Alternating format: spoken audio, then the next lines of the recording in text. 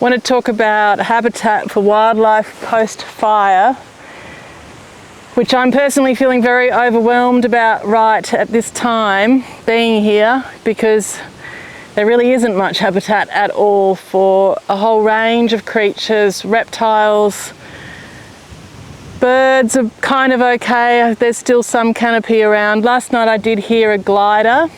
In the background over here you can see a nest box on that apple gum.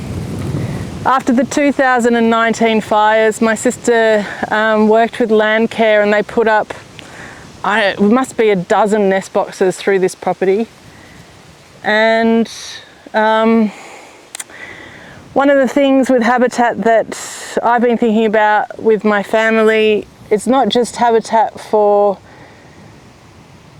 active wildlife that survived the fires, it's also animals that didn't survive the fires. So we are going to do a collection of all of the dead animals that are on this property, and there's quite a lot, and dispose of them well, so that one, it doesn't create an attraction for predators, two, it looks after the waterways, and I guess also it's going to help the other surviving wildlife. Part of that too is, if we're able to, because the ladder burnt in the fire, is to check the nest boxes that are still around. I have a feeling there's going to be some dead creatures in those. They may have tried to seek shelter in them and either died from smoke inhalation or heat.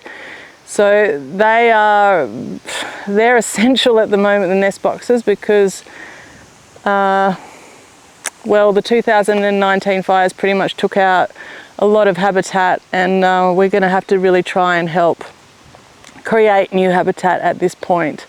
I've found two examples of habitat that have been artificial habitats that have been created after fires. One was this cool looking kind of teepee shaped cardboard with holes in it. That's good for small animals to get in and out of.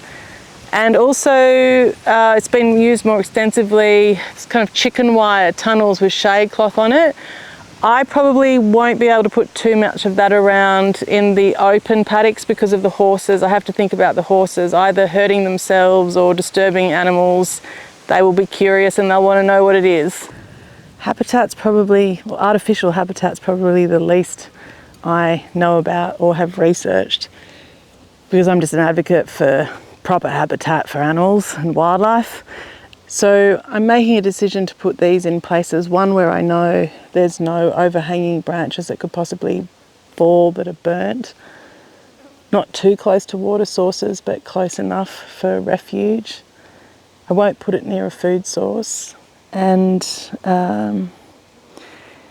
partly I'm going to put some places where there's no other shelter, and other places I'll put it where there's a little clump of trees. So I'm just going to mix it up a little bit. I don't know whether this design is appropriate, but I've thought about it quite a bit and I don't think it can do any harm. So that's really what I'm basing this design on.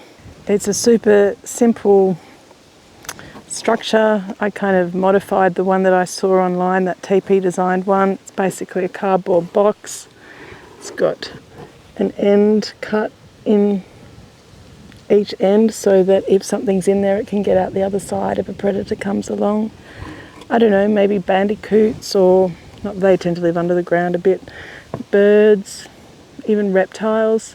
Maybe just a little bit of refuge, a little bit of shade, just a little place to have a rest if needed.